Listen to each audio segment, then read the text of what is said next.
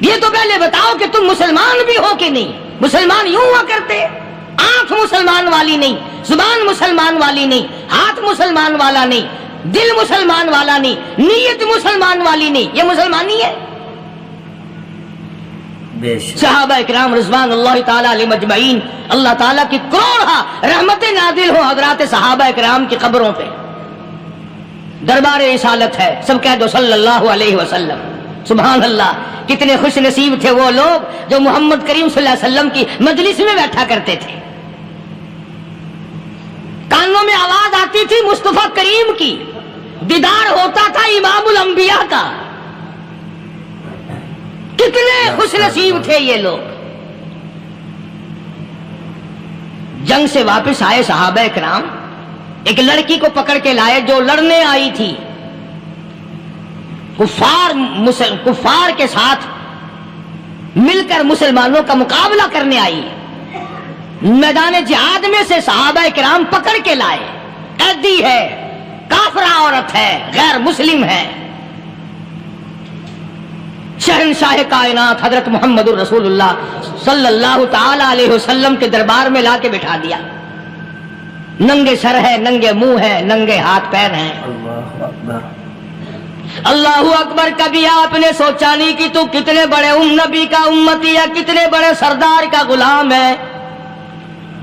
رحمت والی چادر اتار کر فرمائی, او بلال یہ میری چادر لے لے, اس لڑکی کے سر پہ ڈال دے, پردہ کرا دے.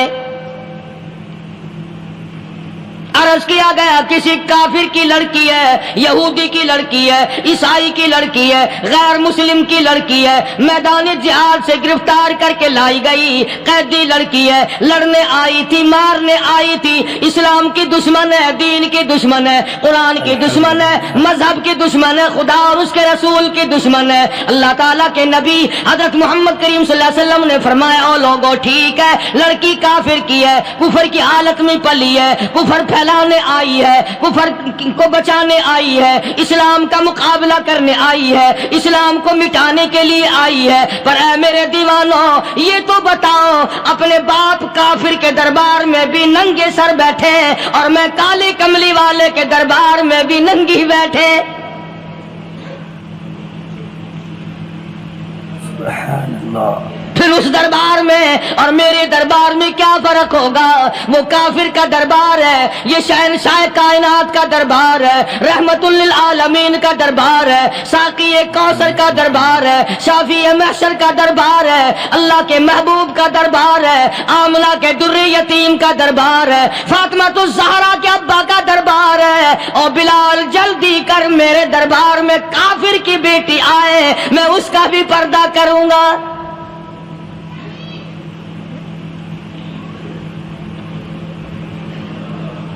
حضرت بلال رضی اللہ تعالی عنہ نے ذرا ایک اور لطیف سی بات ہے, تھوڑی سی باریک سی, اگر آپ سوچیں, لڑکی ہے تو کافرہ, لڑکی ہے تو بے دین, ہے تو اسلام کے دشمن. میں تو کئی مرتبہ سوچا کرتا ہوں کہ واہ لڑکی تیرا مقدر, ہے تو کافر کی بیٹی, خود بھی کافرہ ہے, مگر مقدر تو دیکھو امام الانبیاء کی چادر سر پہ ڈالے بیٹھی ہے.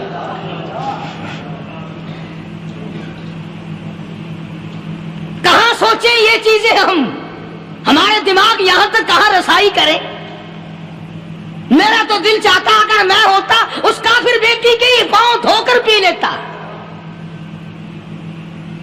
تو ایڈی مقدروں والی, تو اینی خوش نصیب, ابھی ابھی قیدی بن کر آئی, ابھی ابھی ہاتھوں میں ہتکڑی تھی, اور ابھی ابھی سر پہ رحمت دو عالم کی رحمت والی چادر ہے.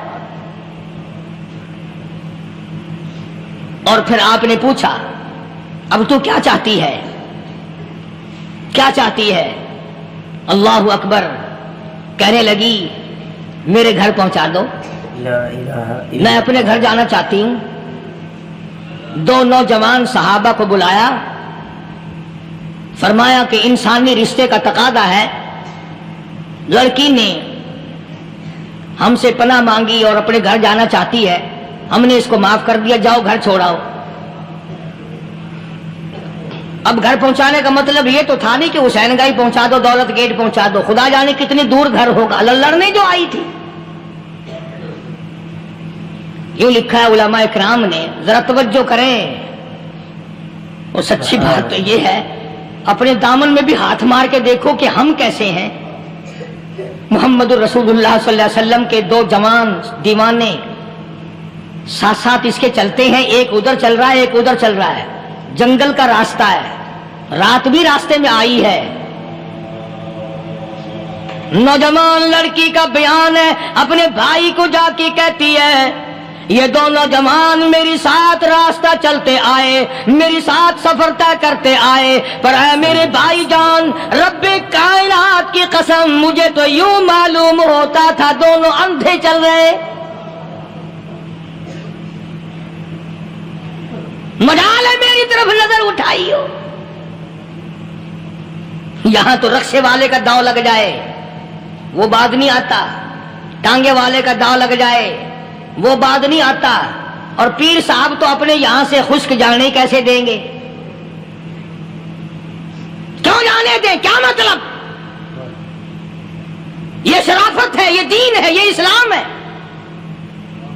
مسلمان کی بیٹی کی عزت پہ ڈاکے ڈالنا، خدا کی قسم اگر اسلام کی حکومت ہو اور جس نبی کا تو نام لے کر جنت میں جانا چاہتا ہے، اگر نبی کا قانون زندہ ہو، قرآن کا قانون عدالت میں ہو، آنکھیں نکال دی جائیں. بے غیرت قوم، بے حیا اور بے شرم قوم.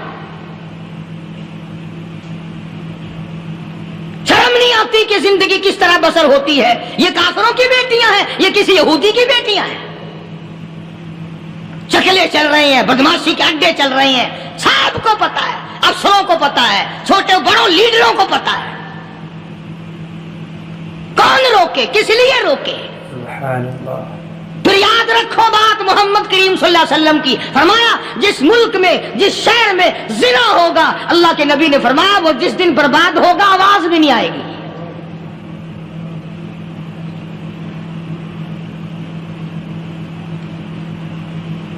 مسلمانوں کے یہاں سے ہو کر دربار نبوت سے چل کر رحمت دو عالم صلی اللہ تعالی علیہ وسلم کی چادر اوڑھ کر لڑکی اپنے گھر پہنچی. بھائی نے پوچھا بتا مسلمانوں نے تیرے ساتھ کیا برتاؤ کیا؟ مسلمان تجھے پکڑ کے لے گئے تھے، اتنی خوبصورت ہے تو، ایسی حسینہ ہے، شباب تیرا، حسن تیرا، جمال تیرا، شکل و صورت نرالی، نقش نرالے، آنکھیں تیری نرالی، چہرہ تیرا نرالا، لب تیرے نرالے، قد و قامت تیری نرالی، حسن تیرا شان والا، جوانی شباب ہے. بتا مسلمانوں نے تیری ساتھ کیا گزری؟ رونے لگی اور کہنے لگی تو میرا ماجایا بھائی ہے، پر میں کیا بتاؤں، زمین و آسمان کے مالک کی قسم، سمندروں کے پیدا کرنے والے کی قسم، درختوں کی پتی پیدا کرنے والے کی قسم، ان پہاڑوں اور زمین کے ذرات کو پیدا کرنے والے کی قسم، جو میری عزت کی حفاظت محمد کے غلاموں نے کی ہے، وہ تو ماجایا بھائی بھی نہیں کر سکتا.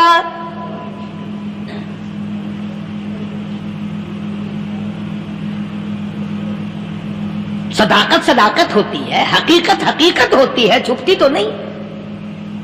کاغذ کے پھولوں سے خوشبو کیسے آئے گی؟ پلاسٹک کے پھول گلاب کے بنا کر سرانے میں لگانے تو آسان ہے، مگر گلاب کی خوشبو نہیں تم لا سکتے. سبحان اللہ سبحان اللہ. ارے وہ بھائی بھی تھا تو کافر، پھر بھی مقدروں والا نکلا. انہوں نے تو کفر چھوڑ دیا، اور ہم سے ریت نہیں چھوٹتی، رسمیں نہیں چھوٹتی، ہم سے شرک نہیں چھوٹتا، ہم سے بدعات نہیں چھوٹتی. بھائی کہتا ہے بہن کو، توجہ کرو، کبھی دنیا میں انصاف کی بات کرنے والے لوگ بھی زندہ تھے. کفر اسلام ایک اور چیز ہے، انصاف کی بات تو کہا کرتے تھے. بھائی کہنے لگا بہن سے کہ میری بہن، چادر تیرے سر پہ نبی کی، کالی کملی والے کی چادر تیرے سر پہ ہے، یہ اس کے دیوانے تجھے ساتھ لے کے آئے ہیں اور انہوں نے تیری عزت اور آبرو کی حفاظت کی ہے. تو یہ بتا کلمے سے خالی آئی؟ ایسے دربار سے خالی آ گئی؟ خزانہ لوٹ رہا وہاں تو خالی تو نہیں آ گئی. بہن کہنے لگی کہ ہاں خالی آئی ہوں، مطلب یہ کہ میں نے کلمہ نہیں پڑھا، ایمان قبول نہیں کیا، دین قبول نہیں کیا، اسلام اور اس کا مذہب میں نے قبول نہیں کیا۔ بھائی کہنے لگا تف ہے تجھ پر، تجھے ایسے دربار سے خالی اٹھتے شرم نہ آئی، اور دربار رسالت ہو خالی آ گئی؟ کیا بات کہی ہے عورت نے، سبحان اللہ، اللہ اکبر۔ کہنے لگی 2 وجہ سے میں نے کلمہ نہیں پڑھا، دل میرا چاہ رہا تھا، اندر میرا کہتا تھا کہ جب میرے سر پہ یہ چادر آئی میرا تو دل چاہتا تھا کہ لپٹ جاؤں قدموں سے آقا کے۔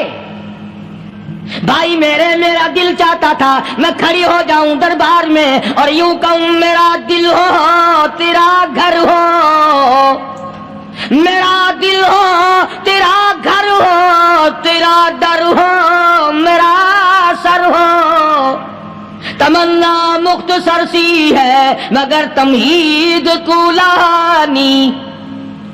میں نے کلمہ 2 وجہ سے نہیں پڑھا۔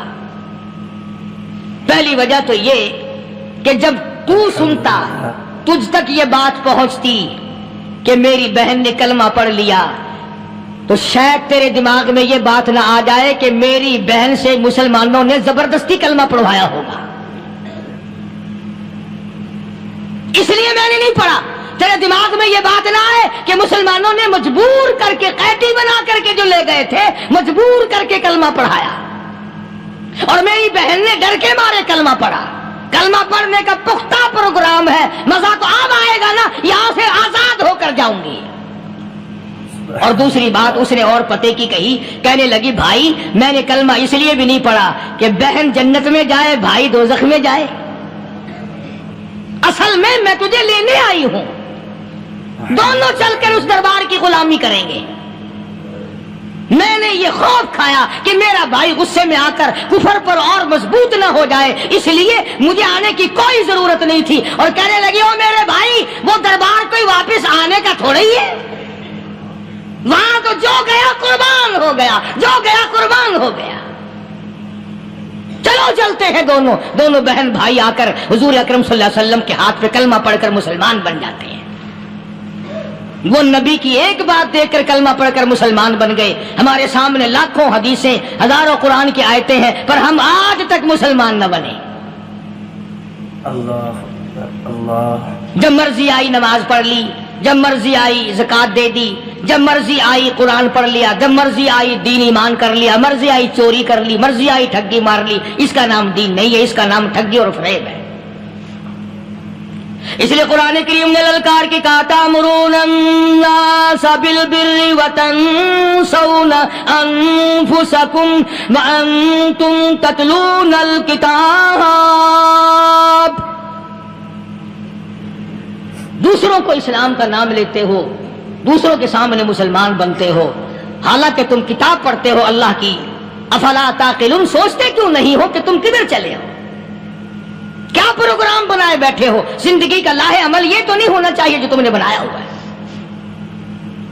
اور آگے فرمایا تأمرون الناس بالبر وتنسون انفسکم وانتم تتلون الکتاب افلا تعقلون واستعینوا بالصبر والصلاة۔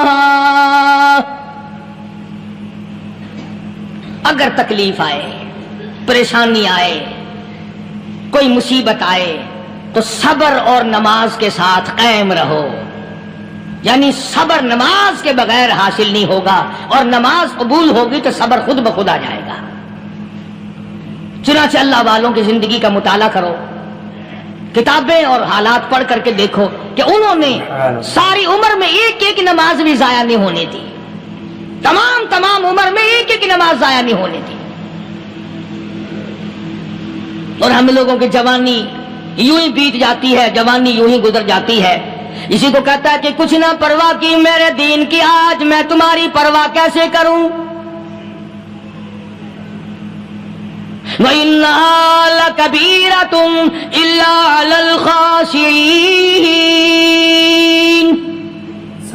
اللہ پاک خود فرماتے ہیں کہ نماز بھاری نہیں، نماز مشکل نہیں، نماز پڑھنا کوئی تکلیف نہیں، مگر ان لوگوں کے لیے ان لوگوں پہ کوئی مشکل نہیں جو اللہ سے ڈرنے والے ہیں، اللہ کے خوف کو دل میں بسانے والے ہیں، جن کا یقین ہے کہ موت آئے گی اور اللہ کے یہاں جا کر کے میں نے منہ دکھانا ہے، ایک دن قبر میں جانا ہے، حشر نشر نے بھی آنا ہے، قیامت نے بھی آنا ہے، جس کا ان تمام چیزوں پہ یقین ہے، اللہ فرماتے ہیں الا علی الخاشعین، ڈرنے والے کے لیے تو کوئی چیز نہیں، اور جو نہیں ڈرتا اس کے لیے تو پہاڑ ہے نماز پڑھنا۔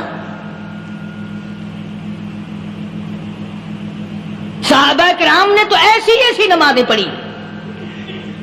صحابی ہے مدنی کریم صلی اللہ علیہ وسلم کا، اپنے باغ میں نماز پڑھ رہا ہے، گنجان باغ ہے کھجوروں کا باغ پکا کھڑا ہے، صحابی نماز پڑھ رہا ہے، ایک پرندہ کبھی ادھر سے آتا ہے کبھی ادھر جاتا ہے، گنجان باغ ہے، وہ نکلنا چاہتا ہے، پرندے کو راستہ نہیں ملتا، تو دوران نماز صحابی کی نظر پرندے پہ لگ گئی، دوران نماز صحابی کی نظر، وہ پھڑک پھڑک جو کرتا تھا نا کبھی ادھر، صحابی کی نظر پرندے پہ لگ گئی، نماز میں بھول گیا، بس اتنی سی بات ہوئی، آیا دربار رسالت میں اور کہنے لگا یا رسول اللہ وہ سارا باغ لے کر اسلام میں وقف کر لو، جس باغ کی وجہ سے میری نماز خراب ہو جائے میں وہ باغ ہی نہیں رکھتا۔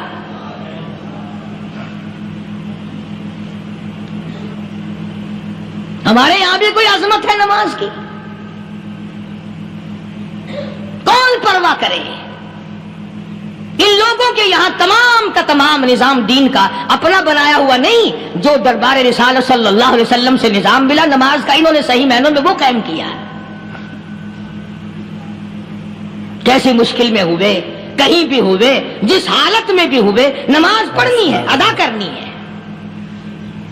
چنانچہ ان کی نمازوں میں اتنی برکت تھی، سیدنا امیر معاویہ رضی اللہ تعالی عنہ کی حکومت ہے، صحابہ کرام ابھی زندہ ہیں، افریقہ کے گھنونے جنگل میں بہت بڑے صحرا میں چھاونی بنانے کا پروگرام بنایا، بڑے جنگل ہیں، بڑے درخت ہیں، بڑی بھیڑ بھاڑ ہے، بڑے جانور ہیں، شیر ہیں، چیتے ہیں، گھگیاڑ ہیں، بڑے بڑے موذی جانور ہیں۔ تو اس علاقے کے لوگوں نے بتایا کہ تم مار کھاؤ گے، یہاں تو بڑے بڑے جانور تمہیں کھا جائیں گے، تم یہ کیا سوچ کر آئے ہو؟ تمہیں یہ نہیں چھوڑیں گے، جانور کھا جائیں گے، تمہیں یہاں چھوڑی بناؤ گے؟ صحابہ کہنے لگے نہیں ہمارے پاس ہتھیار ہے۔ کمانڈر کہنے لگا، ایک صحابی تھا حضور اکرم صلی اللہ علیہ وسلم کے زمانے کا دیدار کرنے والا، بڑا دیوانہ پروانہ، کمانڈر نے اسے حکم دیا تو 2 وضو کر، 2 رکعت نماز ادا کر، اور 2 رکعت نماز ادا کرنے کے بعد درخت پہ چڑھ جا، اور درخت پہ چڑھ کر یہ آواز لگا، او جنگل کے ہاتھیوں، او جنگل کے بھگیاڑوں، او جنگل کے شیروں، او جنگل کے موذی جانوروں، او ناگ وٹھوؤں، او سانپ بیچھوں، او فلاں جانوروں، او فلاں جانوروں، ہم غلام ہیں محمد عربی صلی اللہ تعالی علیہ وسلم کے، اور میں تمہیں حکم دیتا ہوں 24 گھنٹے کی اجازت ہے، 24 گھنٹے کے اندر تمام جنگل خالی مانگتا ہوں۔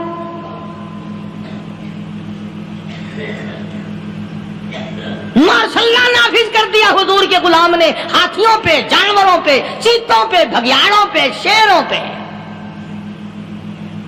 اور اعلان کا رخ دیکھیں آپ، کہا کہ 24 گھنٹے کے بعد جو ملے گا اسے قتل کر دیا جائے گا۔ اب اگر ہم میں سے وہاں کوئی ہوتا، کہتے ہو بڑے پاگل ہیں بھائی، کس سے باتیں کر رہے ہیں؟ ہاتھیوں سے باتیں ہو رہی ہیں، چیتے اور شیروں سے باتیں ہو رہی ہیں، بھگیاڑوں سے گپیں ہو رہی ہیں، لے جاؤ پاگل خانے میں۔ مگر یہ بات نہیں، صحابہ جانتے تھے شیر بھی اس کی مخلوق ہے، چیتا بھی اس کی مخلوق ہے، بگیاڑ بھی اس کی مخلوق ہے، ہاتھی بھی اس کی مخلوق ہے، اور ہم اس کے دیوانے ہیں، ہم اس کے بندے ہیں۔ جب اس کا ہی حکم نافذ کرنے کے لیے ہم نکلے ہیں، اب ہمارے سامنے کوئی چیز ٹھہر نہیں سکتی۔ تاریخ شاہد ہے، گیبن مورخ انگریز لکھتا ہے، امریکہ کا بہت بڑا پروفیسر تور آندرے انگریز مورخ لکھتا ہے کہ صحابی کی یہ بات سن کر جنگل میں کھلبلی مچ گئی، جانوروں میں شور مچ گیا، چیتے، بھگیاڑ اور طوفان مچ گیا، شور مچاتے ہوئے تمام کے تمام نے جنگل خالی کر دیا۔ مسلمان جب تیرے اندر ایمان تھا، جب تیرا قرآن پہ ایمان تھا، جب تیرا نبی پاک صلی اللہ علیہ وسلم پہ ایمان تھا، جب تیرا حضور کی رسالت پہ ایمان تھا، جب اللہ کی توحید پہ تیرا ایمان تھا، اور تیرا مقابلہ شیر نہیں کر سکتا تھا، تیرا مقابلہ چیتا نہیں کر سکتا تھا. آج ایمان پلے ہے نہیں، آج تو ڈر کے مارے مر رہا ہے اور مرے گا. الحمدللہ. ایک صحابی جنگل میں راستہ بھول گیا اور بھول کر اور زیادہ صحرا میں جنگل میں نکل گیا. دیکھتا کیا صحابی سامنے سے شیر آیا. صحابی نے تو شیر کو دیکھ لیا اور شیر نے صحابی کو دیکھ لیا. اب شیر حملہ کرنے کا ارادہ کر رہا، سامنے ہے. اللہ اکبر اللہ اکبر. صحابی نے للکار کر آواز دی، او جنگل کے شیر، او جنگل کے شیر، کیا تو ان آنکھوں کو چیرنے کا ارادہ کرتا ہے جو آنکھیں محمد کریم صلی اللہ علیہ وسلم کے چہرے انور کا دیدار کر چکی ہے؟ ان آنکھوں کو پھاڑے گا، اس چہرے کو پھاڑے گا جس نے حضور صلی اللہ علیہ وسلم کا ایک دفعہ نہیں بار بار دیدار کیا ہے. تاریخ شاہد ہے. شیر جھکا، صحابی کے قریب آیا اور یوں لکھا ہے کہ آگے بڑھ کر صحابی کے پاؤں چاٹنے لگا، پیر چاٹنے لگا اور زبان حال سے یوں کہنے لگا، اگر تو ان کا غلام ہے تو میں ان کے غلاموں کا غلام ہوں. یہ جو تمہیں کہتے پھرتے ہیں نا، غلام ہے رسول کے غلام ہے، غلام ہے رسول کے غلام ہے، شکل پہ دیکھنا 12 بجے ہوئے ملیں گے. بالکل جھوٹ. شکل نہیں غلاموں والی، اخلاق نہیں غلاموں والا، اعمال نہیں غلاموں والے، عقائد نہیں غلاموں والے، سیرت نہیں غلاموں والی، لباس نہیں غلاموں. اور غلام کائے کا؟ بازاروں میں پھرتے ہیں نا، جلوس نکالتے ہیں، غلام ہے رسول کے غلام ہے. اس گلی سے نکلے، آؤ یار بڑی اچھی فلم لگی، وہاں چلتے ہیں. اب غلام فلم میں جا رہے ہیں، اب غلام بدماشی کرنے چلے ہیں. تو صحابی نے جب آواز دی، شیر نے جھک کر صحابی کے پاؤں چاٹے اور یوں لکھا مورخین نے کہ بظاہر یوں کہنے لگا کہ تو راستہ بھول گیا، دم ہلاتا ہوا چلا، صحابی کو راستے میں چھوڑ کے گیا. اور مورخین نے یہاں تک لکھا ہے کہ جب صحابی سے شیر واپس ہونے لگا تو بھڑبڑا رہا تھا، گویا صحابی کو اپنی طرف متوجہ کرتا تھا. اور اس کے بعد خوشامدانہ عاجزانہ پہلو سے یہ کہتا تھا کہ او جانے والے، جس کا تو دیدار کرے گا اس کو میرا بھی سلام کہنا، ان کی خدمت میں میرا بھی سلام عرض کرنا. کوئی ایک واقعہ نہیں ہے. مدینہ منورہ سے شام کے راستے میں شیر آ کر کے بیٹھ گیا، لوگوں کا راستہ بند ہو گیا. کوئی آدمی مدینہ پاک میں واپس، اللہ ہر مسلمان کو مدینہ پاک کی زیارت نصیب فرمائے. ہاں مدینہ بڑی شے ہے. ہاں مدینہ نہ دیکھا تو کچھ بھی نہ دیکھا. ہاں الہی دکھلا دے مدینہ کیسی بستی ہے جہاں پر رات دن مولا تیری رحمت برستی ہے. وہ شہر نرالا، وہ گلیاں نرالی، وہ شاہراہیں نرالی، وہ گنبد خضرا نرالا. خدا کی قسم وہاں جو آسمان سے نور برستا ہے وہ بھی نرالا ہی ہے. کسی نے آ کر مدینے میں کہا کہ راستے میں شیر بیٹھا ہے، لوگوں کا راستہ روک رکھا ہے. عبداللہ بن عمر رضی اللہ تعالیٰ عنہ، صوفی صحابی، کوئی ایڈا بہادرانہ کام کرنے والا بھی نہیں، لاٹھی نہیں مانگتا، تلوار نہیں اٹھاتا، نیزہ نہیں اٹھاتا، تیر نہیں لیتا، گولی کا سامان نہیں، تیر و تلوار کا سامان نہیں، کوئی چیز نہیں، بے دھڑک بے جھجک جا کر شیر کا کان پکڑ کے مروڑ کے صحابی کہتا ہے، تجھے کس نے اجازت دی حضور کے غلاموں کا راستہ روکنے کی؟ تجھے شرم نہیں آتی؟ تو سرکار مدینہ کے غلاموں کا راستہ روکے بیٹھا ہے. تاریخ شاہد ہے، دم ہلاتا ہوا جنگل کو بھاگ گیا. اور آج اولاد ہمارے کہنے کی نہیں. شیروں کو تو کیا منائیں گے، اولاد نہیں مانتی، بیوی نہیں مانتی. کچھ اپنا بھی قصور مانو نا، کچھ گڑبڑ ہے نا اندر. اختر شیرانی نے بڑی عجیب بات کہی، اسی کو کہتا کہ یہ عذر امتحان ہے، جذبہ دل کیسا نکل آیا. یہ عذر امتحان ہے، جذبہ دل کیسا میں الزام ان کو دیتا تھا قصور اپنا نکل آیا. گریبان میں جا کر دیکھو, ٹٹول کر کے دیکھو, اپنی نیتوں کو ہاتھ مار کے دیکھو, اپنے عقیدے کو ٹٹول کے دیکھو, اپنے ایمان کو تلاش کر کے دیکھو, اپنی نظروں سے پوچھو, اپنی زبان سے پوچھو, اپنے پیٹ سے پوچھو تیرے اندر کیسی روزی جا رہی ہے. کیوں کر ہم کامیابی سے ہمکنار ہوں؟